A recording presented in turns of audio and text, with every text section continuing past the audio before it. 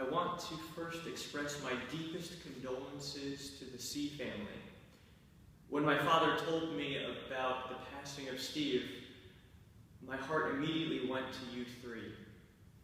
I want to let you know that ever since then I have been praying for him, and that it is my honor and blessing to offer up this Mass for him and for you in this time of great sorrow.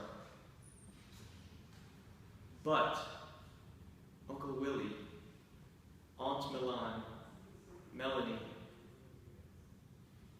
family and friends of Steve, hope. In today's gospel passage, St. Luke sets up the scales of judgment. In the middle stands Christ, and on either side of him are two criminals. In the eyes of the world, they are already judged, condemned, and punished, and rightly so for their sins against God and their fellow man.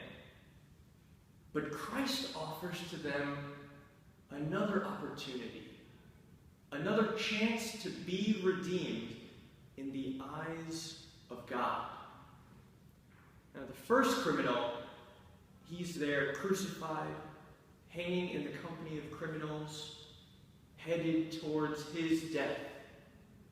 He is in the depths of despair. And instead of looking up to God for help, he mocks Christ. On the other hand, you have the second criminal.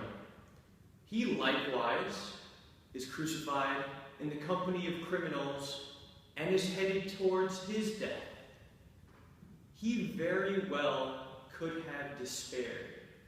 For what exactly did he have to hope for? And yet here is the truly amazing event. Instead of despairing, instead of focusing on his own suffering and pain, he looks to Christ. Instead of seeing merely a bloody and battered body,